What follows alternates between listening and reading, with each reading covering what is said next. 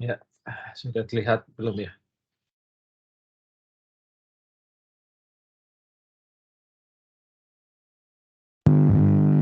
Belum ada share screen-nya. Kenapa? Belum terlihat share screen-nya. Oh, belum kelihatan.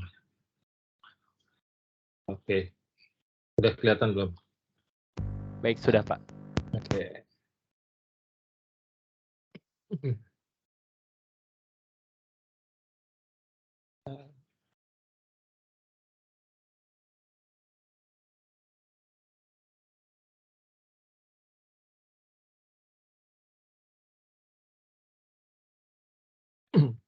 Oke, ya. Oke, pertemuan minggu ini kita coba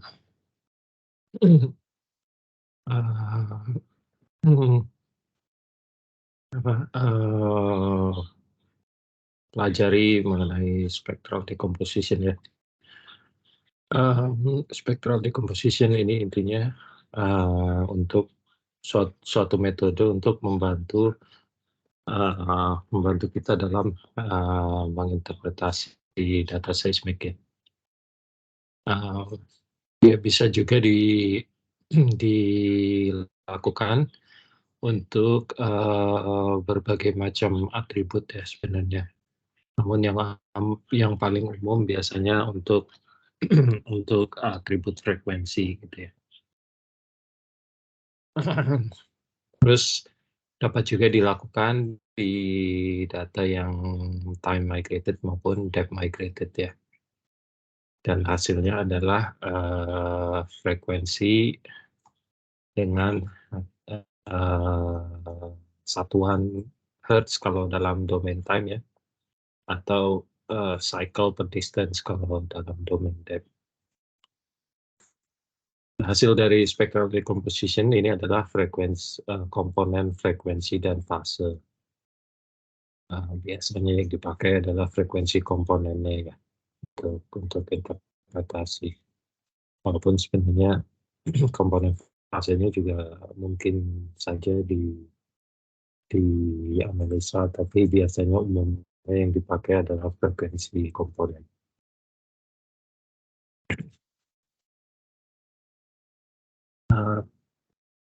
Ini case tadi contoh dari punya Pak Haris ya, di IPA. Saya lupa tahun berapa ini, kayaknya tahun 2000, udah lama sih, 2008 atau 2009 kalau nggak salah.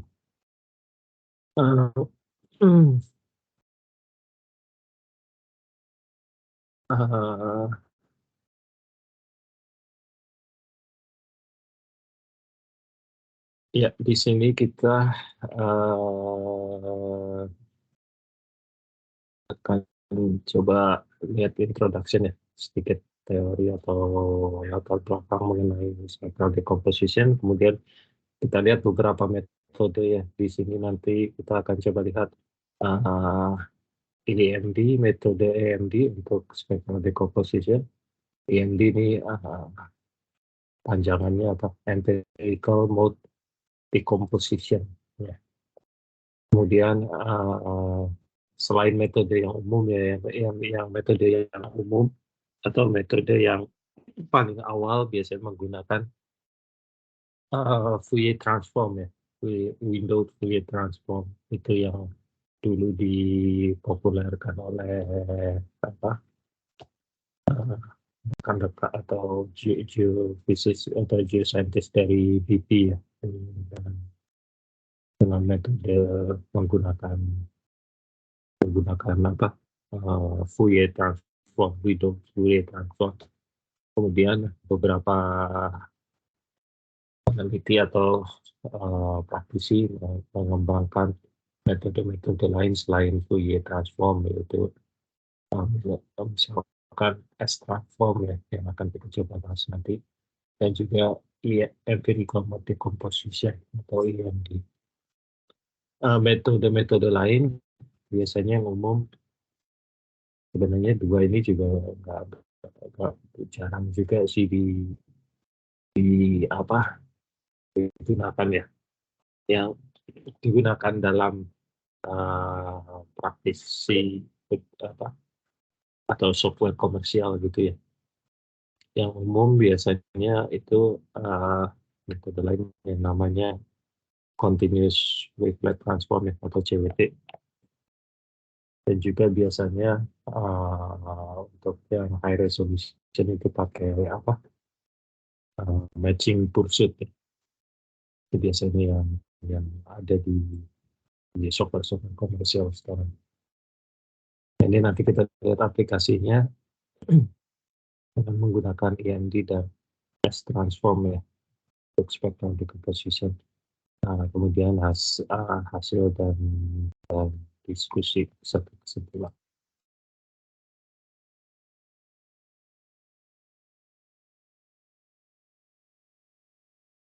Iya, kita sudah tahu ya, jadi perkembangan dalam metode signal processing itu dapat membantu untuk evaluasi target-target geologi, kompleks geological target ya, terutama jika target kita adalah stratigrafik ya. Jadi tidak hanya struktural tapi stratigrafik, itu biasanya spectral decomposition sangat membantu ya untuk melihat geometri dari geologi target kita, geometri maupun beberapa mungkin bisa hingga ke fluid, kandungan fluida ya. Kemudian ini salah satu langkah yang penting dalam seismic processing maupun interpretation. Hal ini karena secara alami ya, frekuensi dari seismik itu bervariasi terhadap kedalaman atau terhadap wave time-nya. Karena memang bumi ini sebagai low pass filter gitu ya. Jadi frekuensi semakin dalam semakin hilang, jadi sehingga bumi ini disebut sebagai medium yang non-stationary, maksudnya properti atau frekuensi amplitude dan frekuensi yang kita temukan di shallow belum tentu sama dengan yang kita jumpai di kedalaman di dalam gitu. Nah, khusus untuk fluid identification, biasanya beberapa peneliti itu memanfaatkan fenomena yang disebut dengan low frequency shadow. Apa yang dimaksud dengan ini mungkin nanti kita dijelaskan di slide berikutnya. Ini contoh tujuan dari penelitian atau Pak Haris dan rekan-rekan ini tadi, tujuannya adalah untuk mendelineasi reservoir hidrokarbon dengan memanfaatkan low frequency shadow yang biasanya berasosiasi dengan hidrokarbon. Kemudian di sini Pak Haris dan rekan-rekannya menggunakan metode EMD dan juga S-transform untuk spectral decomposition. Kemudian dibandingkan antara EMD dan hasil dari EMD dan S-transform. Nah, ini perkembangan dari spectral decomposition sendiri. Yang paling simple itu ya, sebenarnya menggunakan metode transformasi Fourier ya, yang memang sudah cukup established, cukup lama ya. Jadi secara perkembangannya awalnya menggunakan transformasi Fourier dengan di window tertentu, biasanya windownya pendek gitu ya, makanya disebut short time Fourier transform karena windownya itu time window-nya dia pendek. rentangnya pendek. Kenapa demikian? Kita pilih yang rentang pendek, nanti kita lihat pas pada saat latihannya. Nah, kemudian metode yang cukup populer pada saat ini biasanya di software-software komersial menggunakan metode continuous wavelet transform ya, atau CWT, itu disingkatnya bisa CWT. Metode ini memproyeksikan sinyal ke dalam scale time, jadi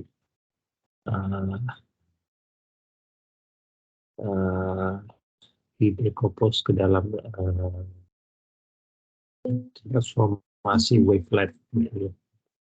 Jadi punya seperangkat wavelet acuan yang digunakan untuk mentransformasi sinyal atau time series menjadi frekuensi komponen. Nah, metode yang akan kita bahas di sini yang dinamakan S-transform ya. Saya nggak tahu kenapa disebut S-transform, mungkin karena penemunya Stockwell ini kali ya. Jadi disebut S.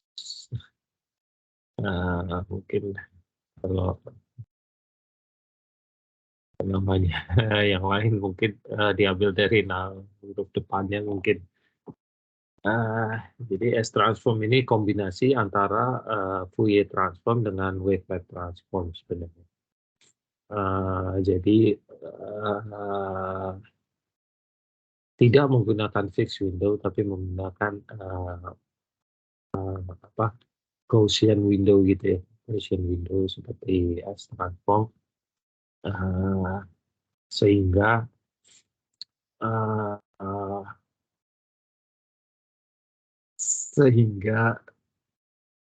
harapannya S-transform ini dapat melakukan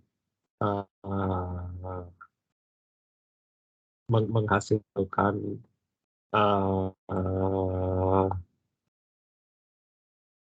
S-transform ini dapat mengatasi multi resolution. Jadi problemnya dengan fixed window ini kita terbatas, resolution kita terbatas dari besaran window yang kita gunakan gitu. Nanti pada saat latihan kita akan lihat lebih detail lagi. Nah, matching pursuit decomposition atau MPD ini hasilnya umumnya lebih higher resolution dibanding metode-metode transformasi yang lain. Tapi kelemahannya dia secara computation itu cukup intensif ya, cukup berat. Tapi hasilnya lebih higher resolution dibanding yang lain. Tapi untuk sekarang komputer udah cukup ini ya, cukup powerful dan murah, jadi metode ini sudah umum juga dipakai di software-software komersil. Jadi dua metode yang umum biasanya ada di software komersil itu yang CWT ini untuk yang lower resolution-nya. Ada tiga sebenarnya, ada yang Fourier transform, CWT, dan matching pursuit. Matching pursuit misalnya untuk yang higher resolution output. Nah, metode yang akan kita bahas di sini juga yang disebut dengan empirical multi-composition atau EMD.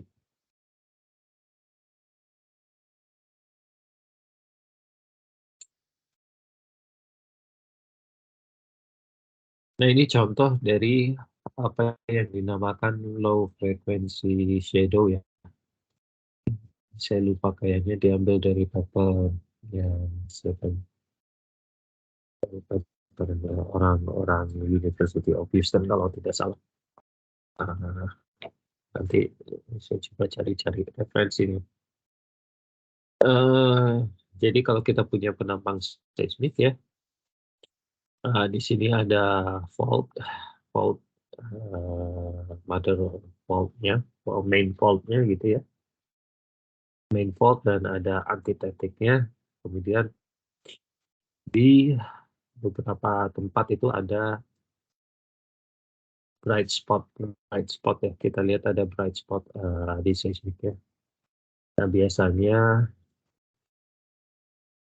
bright spot ini dia asosiasikan dengan kehadiran hidrokarbon gitu ya. Nah, di sini kita lihat untuk bright spot yang ada di atas atau di shallow ini sebenarnya dia terjadi karena efek tuning dari seismik gitu ya. Jadi sepertinya menipis ke arah sih.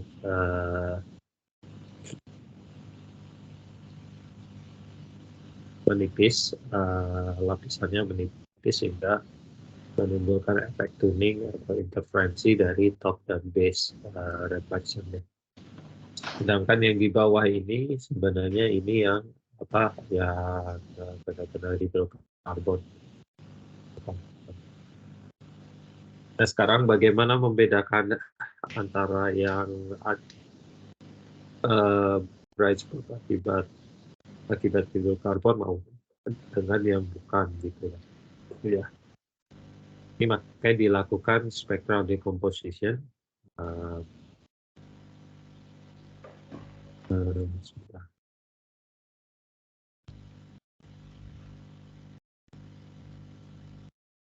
Jadi dilakukan spectral decomposition di komponen di low frekuensi, terlihat dua anomali ini dia keluar gitu ya.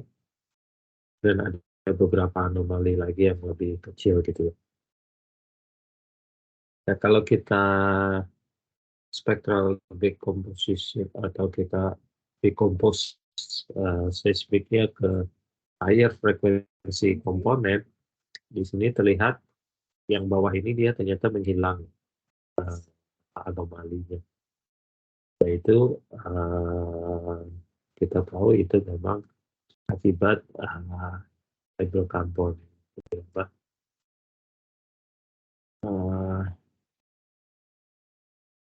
Akibat keberadaan hidrokarbon di situ, karena di higher frekuensi dia hilang, dia hanya nongol di low frekuensinya saja. Sedangkan yang efek bright spot akibat tuning di higher frekuensi dia masih tetap kelihatan gitu. Jadi secara kan tuning kan berarti konsisten di semua frekuensi gitu, dia terlihat anomali. Jadi itu yang tidak yang membedakan antara bright spot yang akibat tuning maupun dengan keberadaan hidrokarbon. Nah, ini yang disebut dengan low frequency shadow gitu ya, karena dia hanya ada anomalinya di low frequency saja.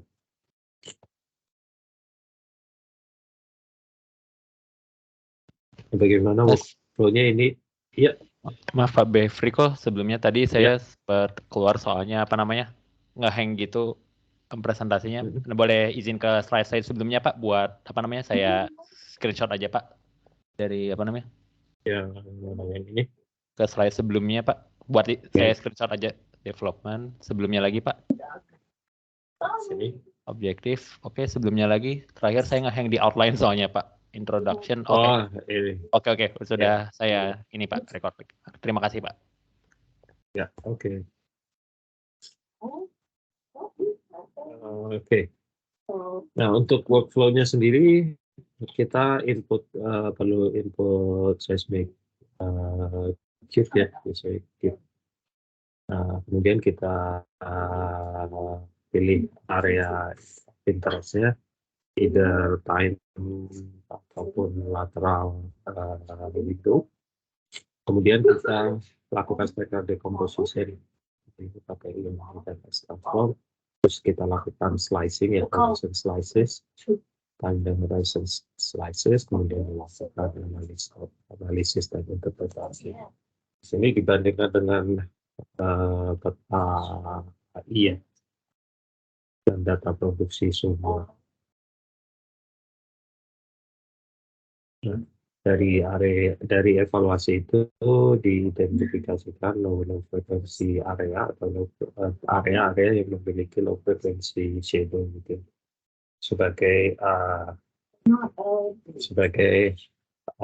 hydrocarbon zone atau saya nggak tahu ini lapangan produksi mungkin ya karena ada data produksi jadi mungkin untuk melihat remaining area atau unswept area yang belum diproduksikan gitu. Oke, metode pertama yang akan kita coba bahas itu metode EMD ya atau empirical mode decomposition. EMD ini sebenarnya adalah metode decomposition yang adaptif ya. Dengan kata lain, dalam macam sinyal dapat didekomposisikan ke dalam seperangkat frekuensi atau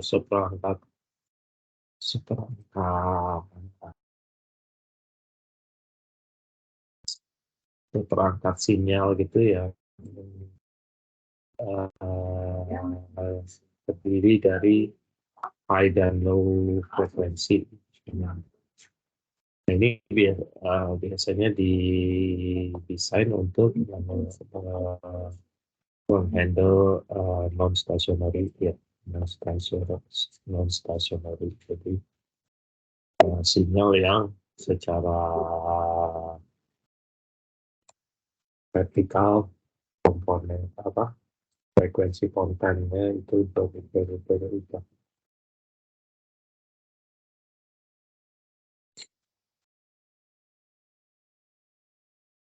Nah, caranya bagaimana? Jadi kalau kita punya suatu sinyal gitu kita identifikasi dulu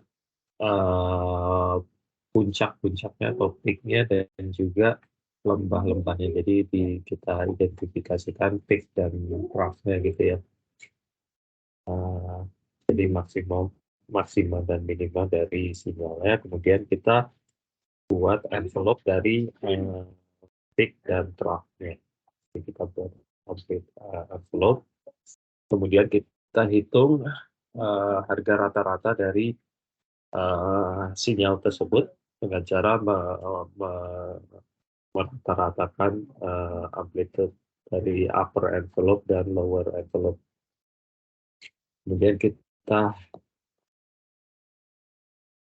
kurangkan harga rata-rata ini dari sinyal inputnya ya, untuk menghasilkan apa yang disebut intrinsic mode function yang pertama atau IMF1 ya. Nah, kemudian kita dari residualnya kita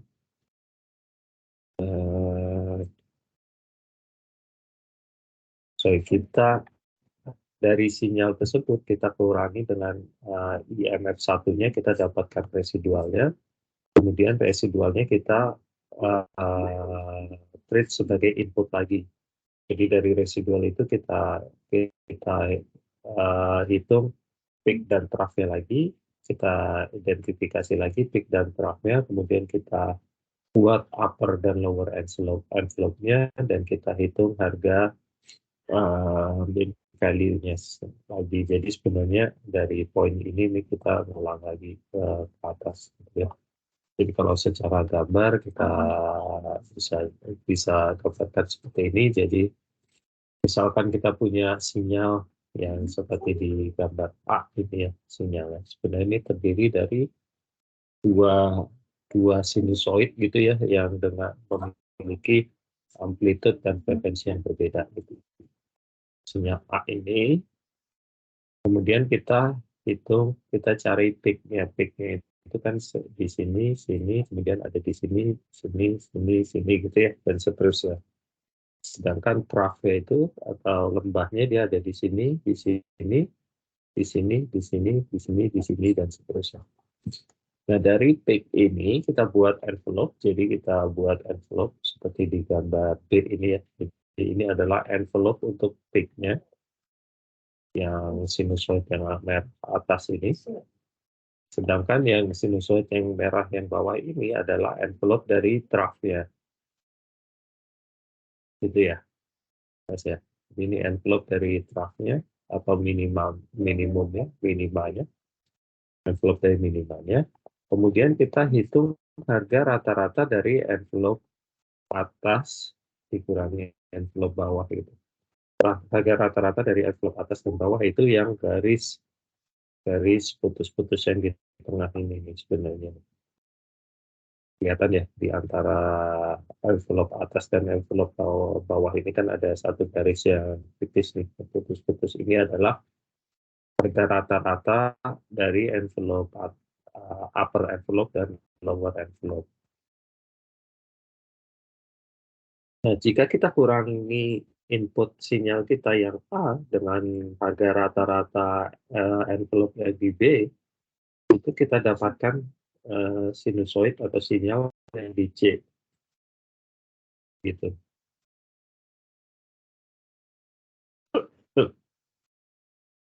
Nah, ini yang disebut dengan, harga rata-rata ini, itu yang disebut dengan harga rata-rata yang di B ini, rata envelope upper dan lower envelope ini yang disebut dengan IMF 1 ya, intrinsic mode function yang pertama. Jadi kalau input sinyal kita kurangi IMF 1, kita dapatkan residual yang C ini. Residual yang C, kalau kita buat lagi envelope dari peak dan envelope dari trough di C, di residualnya, itu kita dapatkan ini di atas, dia flat aja gini kan ya. Sedangkan envelope yang minimalnya dia flat di bawah ini. Jadi kalau kita hitung rata-ratanya dia garis lurus di tengah sini ini yang C ini. Jadi ini IMF kedua, IMF 2-nya udah practically 0, 0 karena dia hanya flat semua gitu ya, rata. Jadi kita tahu kalau inputnya tadi dikurangi, inputnya berarti yang IMF 1 dikurangi yang flat aja kan 0 ya, berarti kan itu adalah ini ya, ini kan IMF 1-nya sebenarnya yang D. Jadi kita tahu sebenarnya sinyal yang di A itu sebenarnya terdiri atau bisa kita dekompos menjadi sinyal yang C dan sinyal yang di D. Jadi sebenarnya dia A ini terdiri dari dua sinyal. Sinyal C dengan amplitude kecil dan frekuensi yang lebih tinggi, dan sinyal yang D dengan amplitude lebih tinggi tapi lebih lower frekuensi. Ya, jelas ya, ada pertanyaan sejauh ini. Nah, kalau enggak sebenarnya kita bisa langsung latihan nih ya. Latihannya sebenarnya latihan yang slide berikutnya sebenarnya. Itu kita coba dulu, kita coba latihan dulu, kita latihannya. Saya kayaknya lupa deh, saya nggak punya ini ya.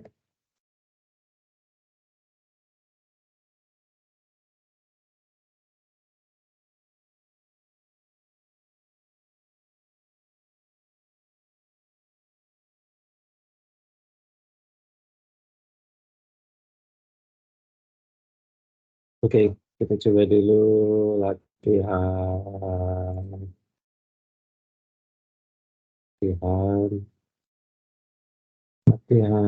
8 sebentar. Itu tuh latihan 8 ya, masalah. Iya. Oke. Jadi latihan 8D ini adalah latihan yang digambar di slide tadi. Kita buat dua frekuensi ya. Dua sinusoid, dua sinyal. Sinyal yang pertama frekuensinya 20 Hz, yang kedua sinyalnya frekuensinya 5 Hz. Kemudian kita buat sinusoid, kayak sweep ini ya, sinusoid, frekuensinya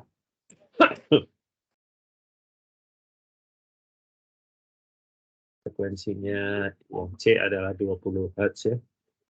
Kemudian kita buat sinusoid yang kedua dan frekuensi yang 5 Hz. Nah, amplitude dari sinyal yang pertama kita kecilkan ya. Jadi kita kalikan setengah dari amplitude yang sinyal kedua. Jadi yang sinyal pertama frekuensi lebih tinggi tapi amplitude lebih rendah dibanding yang sinyal kedua. Kemudian kita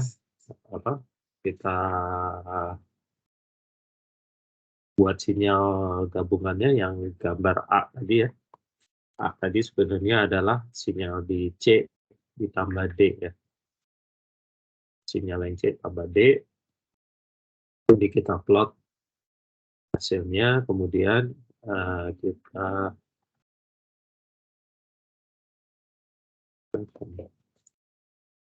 salah berarti yang latihan ini yang E harusnya. Iya, sorry bukan yang D tapi yang E. Ya, ini tadi sama ya. Kita plot sinyalnya. Kemudian kita ya. Halo. Ada yang mau tanya? Oke, nah, kita lanjutkan. Jadi untuk yang setelah kita gabungkan ini sinyalnya di yang A, kita dekompos. Yang A itu ke dalam dua.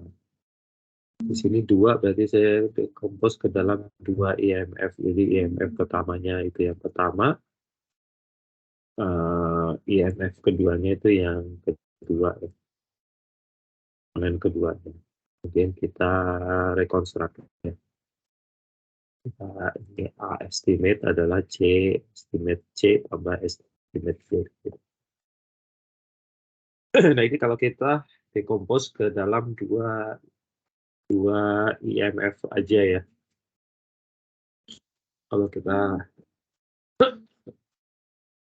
full decomposition sebenarnya dia ada 10 IMF kalau nggak salah. Jadi cuma dua yang paling besar itu yang IMF 1 dan 2, sisanya udah kecil aja sebenarnya. Jadi kalau kita lakukan full decomposition, kita IMF semuanya kita decompose semua IMF, dan kemudian kita rekonstruk A-nya. Jadi kita jumlahkan semua IMF-nya ya. Ada 10 nih kalau nggak salah. Kemudian kita plot hasil original signal dengan sinyal hasil rekonstruksi menggunakan semua IMF. Di sini kita hanya menggunakan dua IMF ya. Ini kita run aja.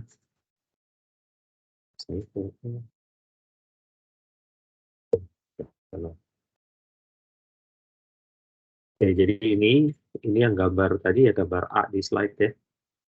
Sorry, yang bawah ini. Yang bawah ini tadi yang gambar A di slide ya. Jadi sebenarnya sinyal ini terdiri dari dua sinyal, dua sinusoid ya.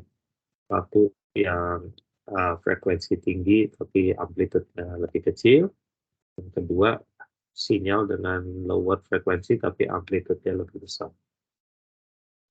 Itu hasilnya adalah yang A ini, yang di slide yang bawah ini, yang di slide tadi yang A, gambar A.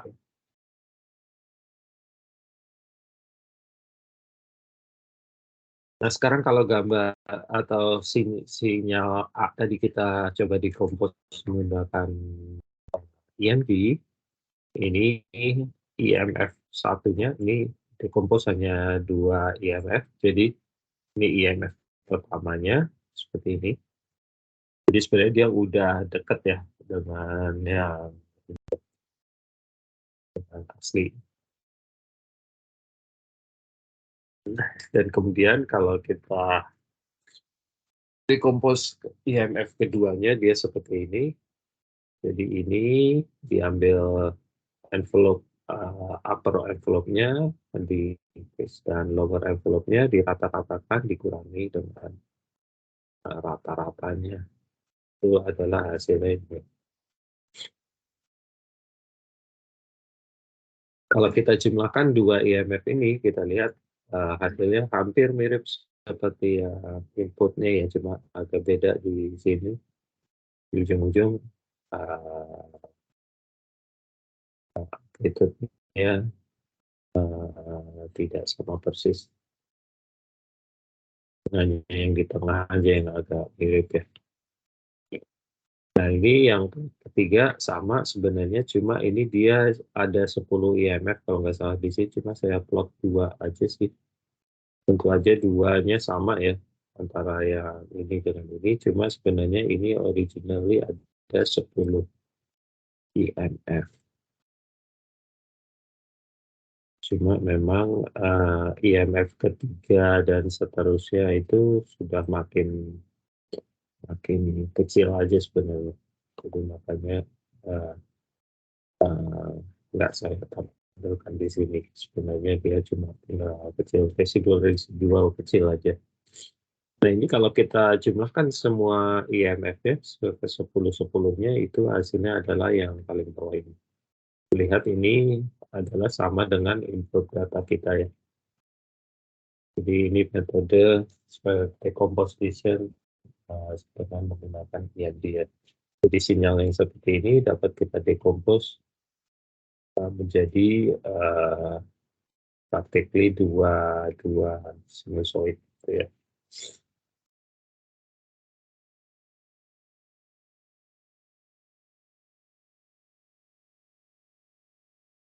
Oke.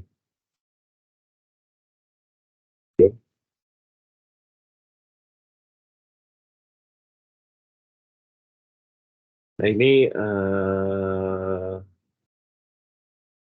untuk ilustrasinya. Jadi kalau kita punya sinyal seperti ini, kita hitung upper envelope-nya yang hijau, kemudian kita hitung lower envelope-nya yang merah. Nah, harga rata-ratanya itu adalah yang orange di tengah ini. Itu nanti yang kita kurangi terhadap input sinyalnya ya. Dan sinyalnya harusnya itu. Ini sisanya ini IMF kedua nih kali ya.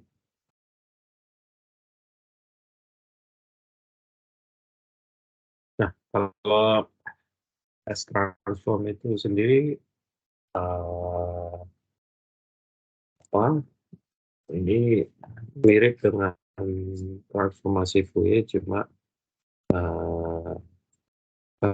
hybrid lah dia, ini hybrid antara Fourier dengan Fourier transform dengan wavelet transform sebenarnya. Nah, ini persamaannya ya, persamaan matematisnya seperti ini. S transform ini dia sebenarnya dapat menghasilkan instantaneous spektrum ya. Spektrumnya sendiri hasil dari S transform ini memiliki kaitan yang erat dengan Fourier transform. Nah ini untuk workflow-nya, jadi kalau kita punya input sinyal, kita Fourier transformkan dia ke domain frekuensi ya. FFT, kemudian kita kalikan dia dengan Gaussian window. Window length-nya ini tergantung frekuensi analisisnya ya. Biasanya bisa kita hitung dari data. Nah ini kita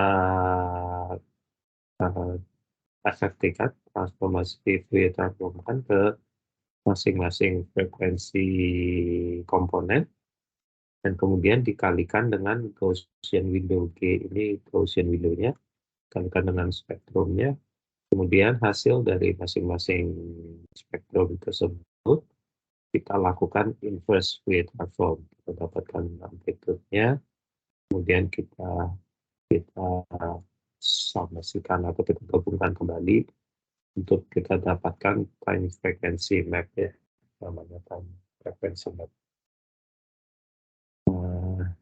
Contohnya ini contoh aplikasinya. Jadi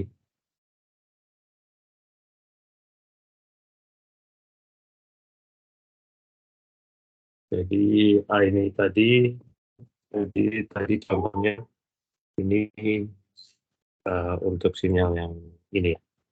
Jadi ini nanti latihan kita sinyal menggunakan sinyal yang apa? Hanya ini chirp ya, chirp. Jadi kayak bunyi apa? Bunyi burung gitu ya. Chirp. Jadi kayak bunyi burung biasanya kan makin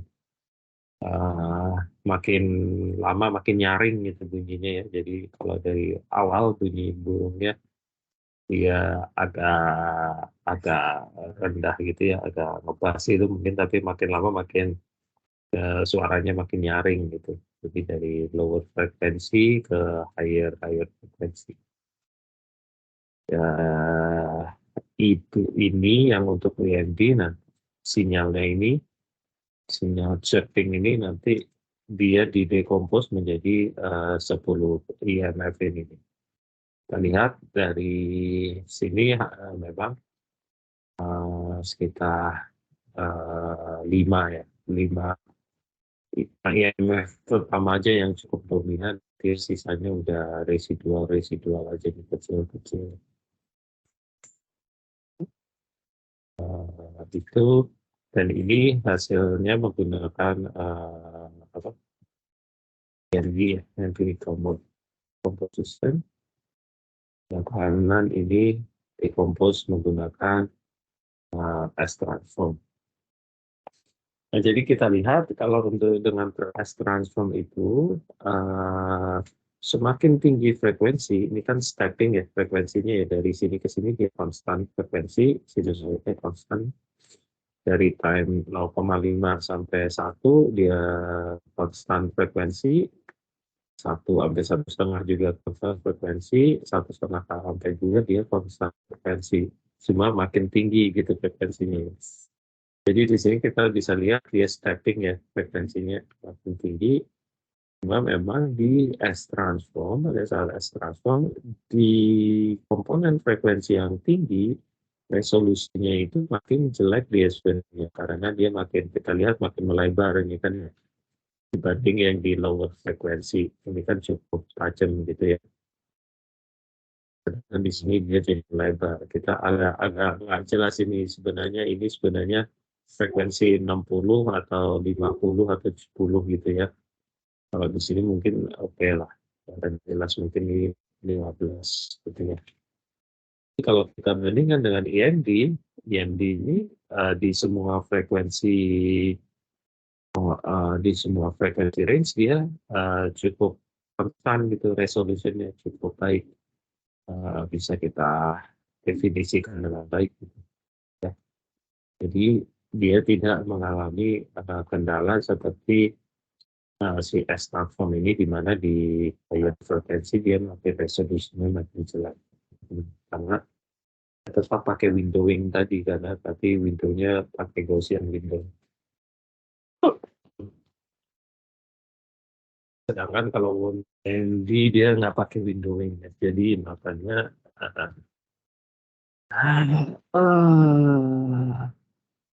di semua frekuensi dia bisa resolusinya tidak berubah gitu ya.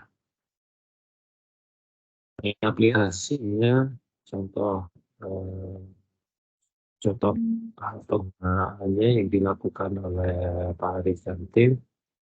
Mungkin sebelumnya kita coba latihan yang ini ya, ini dulu ya. Ini dan ini itu ada di yang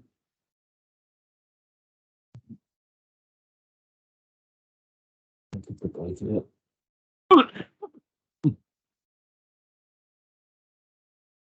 itu adalah latihan 8A ini latihan sama seperti ini ya, di slide latihan seperti ini, tapi menggunakan short time Fourier transform ya. Nah, di sini mungkin nanti aja lah ya, bagian belakang.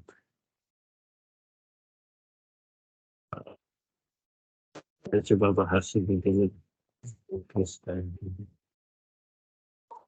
Jadi di sini udah ada 5 sumur ya di sini, dan di sini juga sudah ada AI dari inversi.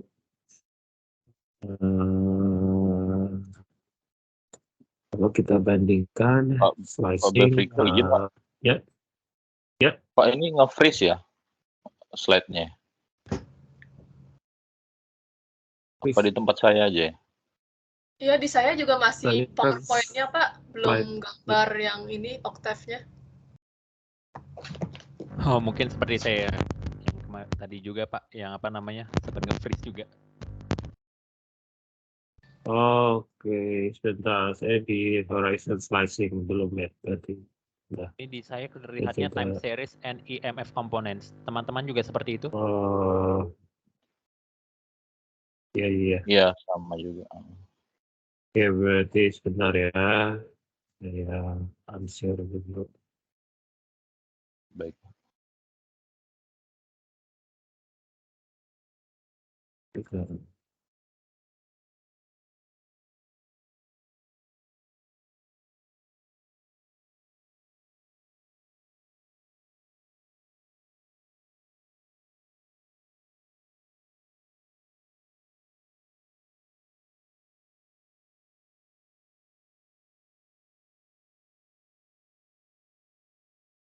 Oke. Lihat lagi ya. Lihat lagi belum ya?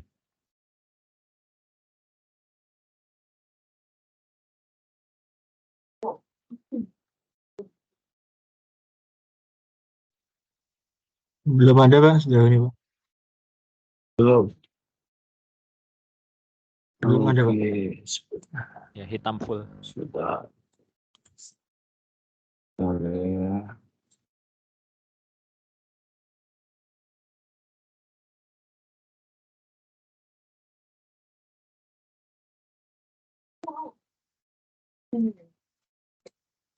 Oke, kita coba cari. Ya, kalau sekarang gimana?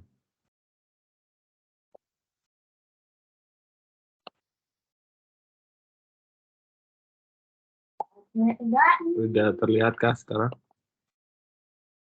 Belum juga, Pak. Belum. Iya, Pak.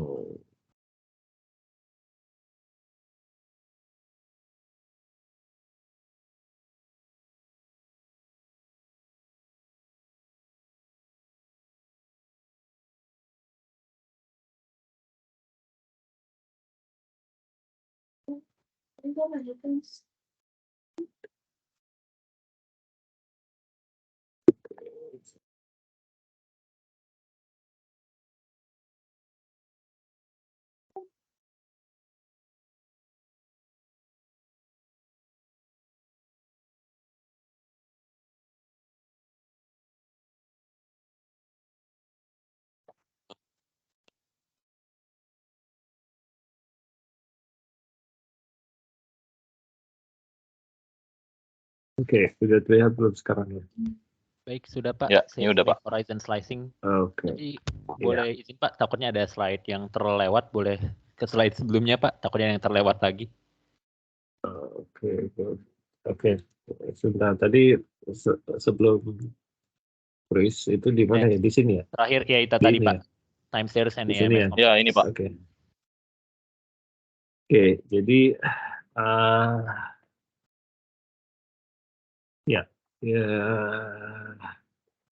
EMF komponen ini sebenarnya itu yang membentuk ini nih. Jadi gambar yang di sebelah kiri ini Kalau kita decompose ke dalam IMF-nya itu adalah yang gambar ini ya. Jadi dia ada 10 IMF. Kita lihat memang hanya sekitar 5 atau 6 IMF pertama aja yang dominan ya, sisanya residual dan kecil-kecil aja. Nah ini yang EMD sebelah kiri memang terlihat makin tinggi frekuensi. Ini kan sebenarnya konstan frekuensi ya, dari 0 sampai 0,5. 0,5 sampai 1 itu konstan frekuensi, 1 sampai 1,5 itu konstan frekuensi, 1,5 sampai 2 itu konstan frekuensi, tapi makin tinggi frekuensinya. Situ kita lihat semakin tinggi frekuensi yang EMD ini secara resolution tidak berubah, hampir tidak berubah gitu ya. Berbeda dengan yang S-transform ini ya. Ini adalah yang didecompose menggunakan S-transform. Di low frekuensi dia resolutionnya masih cukup baik, tapi begitu di higher frekuensi dia udah resolutionnya udah jelek ya, karena udah melebar gitu ya. Jadi secara resolution sebenarnya S-transform tidak sebaik yang EMD gitu. Nah, ini karena juga sebenarnya S-transform hybrid antara Fourier transform dan CWT, jadi masih menggunakan window walaupun Gaussian window. Jadi makanya di higher frekuensi dia jadi melebar ya, resolutionnya tidak baik. Nah ini kalau kita lihat aplikasinya untuk real data ya. Jadi di sini kita punya ada 5 sumur. Kemudian juga sudah ada AI cube dari inversion, inversion. Jadi kalau kita slicing ada dua horizon, ada horizon A dan B. Di sini cuma posisi sumber yang lagi posting ya, jadi saya tahu ini.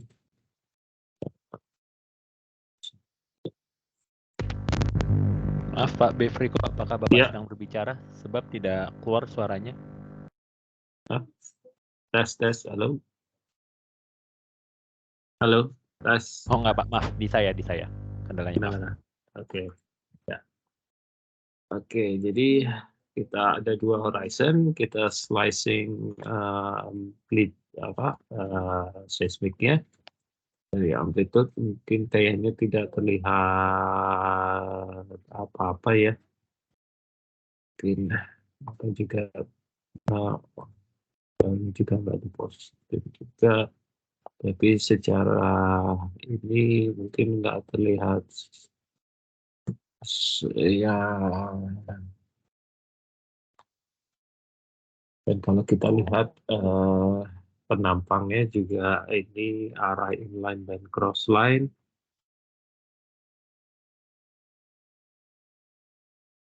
Kalau kita lihat spektrum frekuensinya dari seismiknya itu rentangnya mungkin sekitar berapa? Antara mungkin 5 sampai berapa? 450 gitu. Dan average-nya di garis merah ini kurang lebih hampir 20 Hz average. Mungkin berapa? 17 atau 18 Hz. Nah, di sini di decompose ke dalam frekuensi 10 Hz, baik menggunakan EMD yang kiri maupun S-transform yang kanan ya. Di sini high amplitude atau high energy itu yang warna merah, yang low energy yang warna biru ya. Di sini kelihatan yang EMD lebih terlihat ada yang high amplitude atau high anomaly gitu ya, dibanding S-transform yang nggak begitu jelas ya. Kalau kita bandingkan dengan higher frekuensi komponennya, decompose ke higher frekuensi, terlihat tadi yang di sini ada anomali gitu ya, jadi hilang, jadi nggak ada. Di sini juga, tapi nggak sejelas nggak sejelas yang EMD ya. Jadi kalau kita slice di horizon A, kita lihat ada beberapa untuk di low frekuensinya di 10 Hz. Kita lihat ada beberapa higher anomali yang merah-merah ini ya. Nah, di S transform juga, tapi nggak sejelas yang di EMD. Kemudian kalau kita lihat di higher frekuensinya, yang di higher anomali di sini itu jadi hilang ya. Higher anomali di sini. Itu juga di S transform, tapi yang S transform nggak begitu jelas ya. Jadi EMD dan S transform dapat digunakan untuk melakukan time frequency decomposition ya, dan juga untuk isolate low frequency zone itu di sini. Itu nama finish book. Pemilihan 10 dan 50 saya juga nggak tahu kenapa, mungkin dilihat dari average-nya ya. Anyway,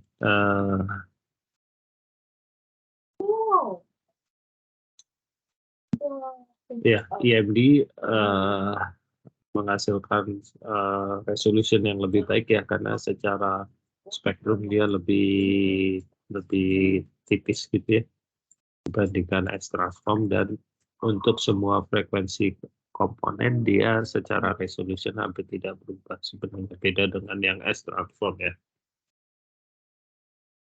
Oke. Ini latihan 8A. Nah, ini latihan 8A itu tadi yang kita buat stepping frekuensi tadi. Yang pertama kita akan coba menggunakan short time Fourier transform dulu ya, STFT. Itu latihan 8A. Coba buka latihan 8A. Ini. Jadi di sini kita buat satu trace saja ya.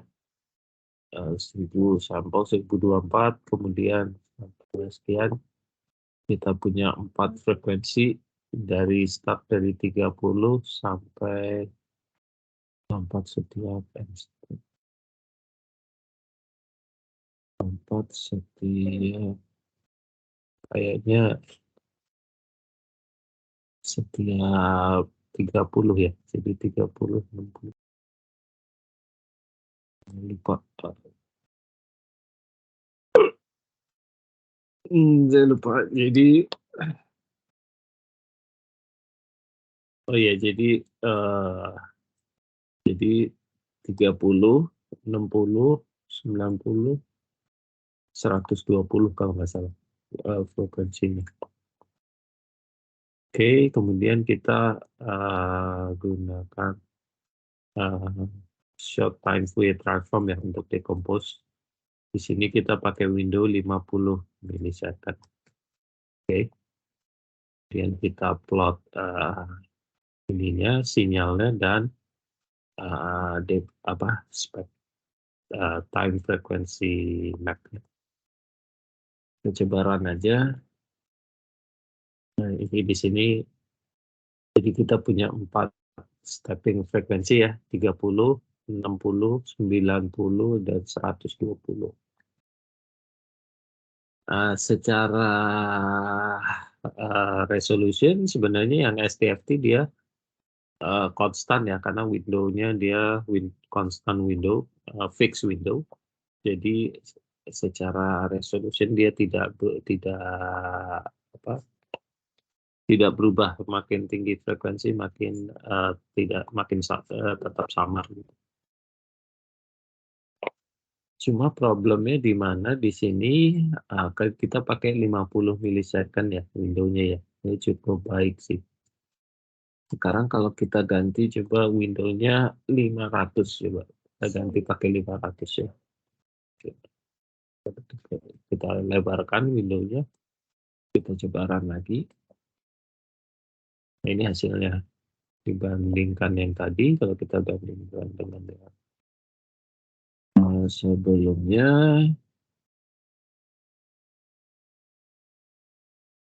Jadi dengan menggunakan window yang lebih lebar, secara resolution, frekuensi resolution kita makin baik ya. Jadi kita bisa pinpoint langsung di sini di 30 Hz ya kan 29,7 lah. Kalau di sini kan masih antara 20 hingga 35 Hz sebenarnya range-nya. Tapi di sini udah bisa pinpoint langsung di 30 Hz gitu ya karena cukup tajam di frekuensi, di domain frekuensi. Tapi di time domain, di time resolution, kita lihat justru dia makin jelek ya. Kalau di sini kita bisa tahu, oke di 0,5 dia frekuensinya berubah. Di sini di 1 second dia frekuensinya berubah makin tinggi, 1,5 makin tinggi gitu ya. Di sini kita nggak tahu ini batas perubahannya di mana karena semiring sekali. Jadi di secara time, secara frekuensi resolusinya membaik, tapi secara time resolusinya justru makin jelek karena ini makin melebar nih, makin memanjang, melebar gitu ya.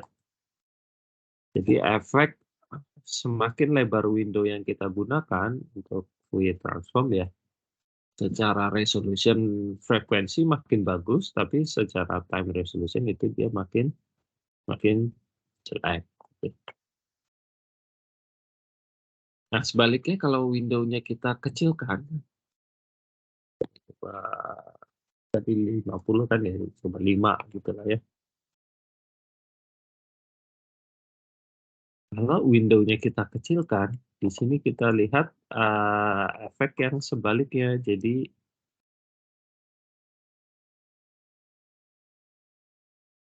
efek yang sebaliknya,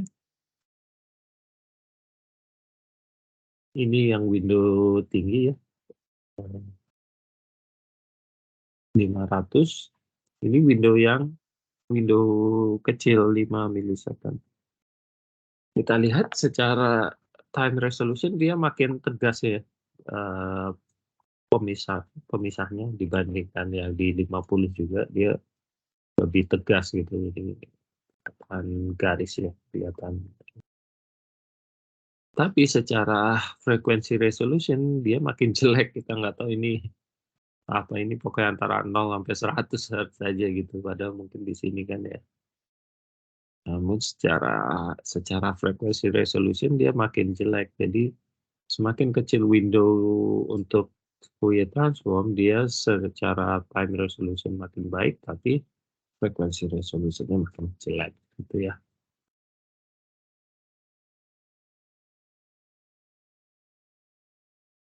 Itu yang latihan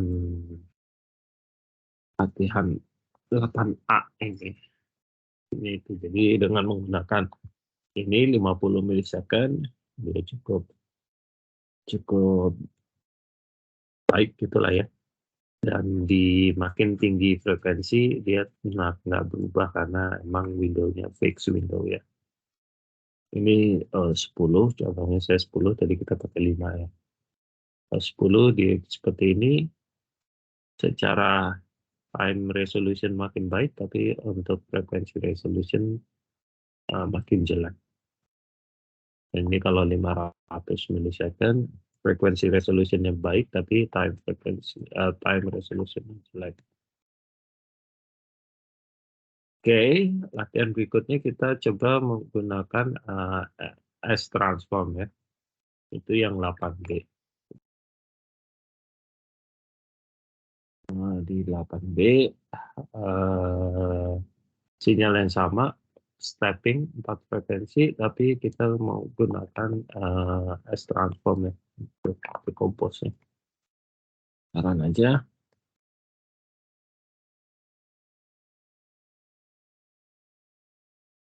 Itu seperti ini. Jadi S transform ini sebenarnya dia adaptif ya. Semakin besar frekuensi karena dia tidak pakai constant window, tapi dia menggunakan Gaussian window. Jadi dia adaptif, makin tinggi frekuensi dia makin melebar karena dia adaptif terhadap frekuensinya. Kelemahannya itu jadi makin tinggi frekuensi, resolusi nya juga makin jelek si S transform ini. Jadi dia hanya bagus di rentang frekuensi yang tidak terlalu tinggi, gitulah ya. Bedanya dengan Fourier transform tadi. Kalau Fourier transform kan semua sama ya, karena dia fix window. Window-nya tidak adaptif, tidak berubah. Oke, itu yang S transform. Untuk yang IMD saya belum bikin sih, mungkin nanti saya coba tambahkan yang IMD ya untuk yang starting. Nah, latihan berikutnya yang 8C kita akan coba decompose time frequency map dari seismik yang kita punya, yang kita gunakan minggu lalu, sebelum-sebelumnya juga. Itu 8C. Kita coba decompose data seismic section kita ke dalam low dan high frequency. Di sini saya pilih 10 dan 50 Hz ya. 10 untuk low frekuensinya, 50 untuk high frekuensi. Itu kita coba aja, hasilnya kurang lebih seperti di bawah ini. Ini kita coba aja. Itu hasilnya ini. Jadi line seismik kita kemarin, kalau kita run di low frekuensi di 10 Hz, yang atas ini gambarnya. Untuk di 50 Hz itu gambar yang bawah ini. Di sini terlihat memang seismik kita secara kualitas di shallow-nya dari atas hingga kurang lebih 1,5 second ya. Itu memang high frekuensi ya. Di sini di low frekuensi nggak ada dia adanya di high frekuensi kelihatannya ya. Jadi di atas hingga 1,5 second memang secara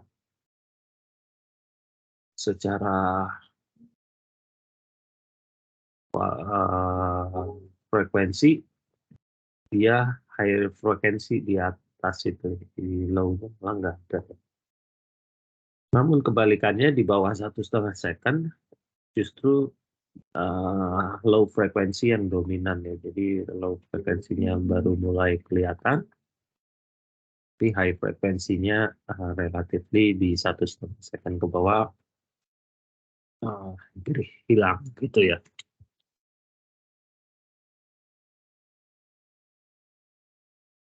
Di sini kita bisa gunakan analisis ini untuk mengetahui frekuensi konten dari data kita, dari data seismik. Nah, di sini ada anomali juga, tapi di sini hilang. Saya nggak tahu apa ini untuk karbon atau bukan, karena memang nggak ada data tambahan untuk menunjang gitu ya. Tapi secara umum kita lihat di shallow ini di low frekuensinya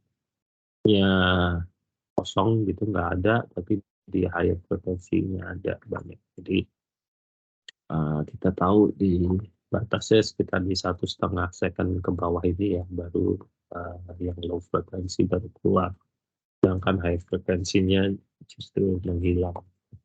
Jadi kita tahu ada frekuensi decay gitulah ya, dari shallow ke dalam, semakin dalam.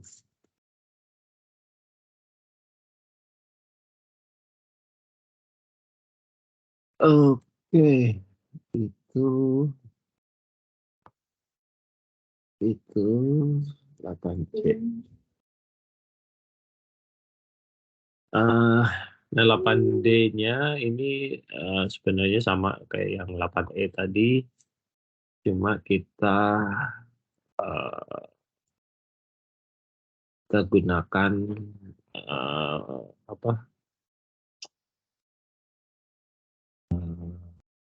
S-transform ya.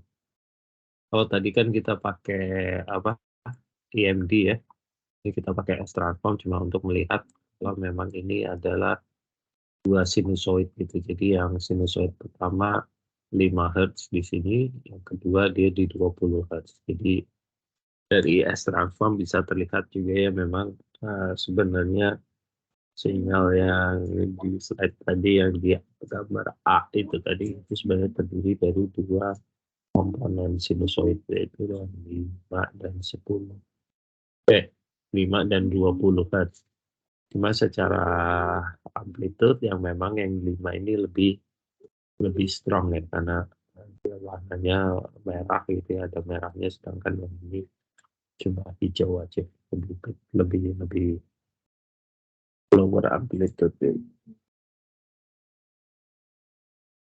Oke.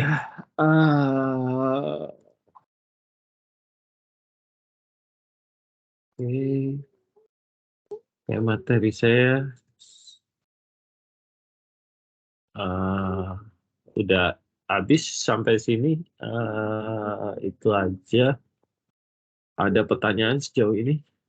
Ada yang ingin didiskusikan?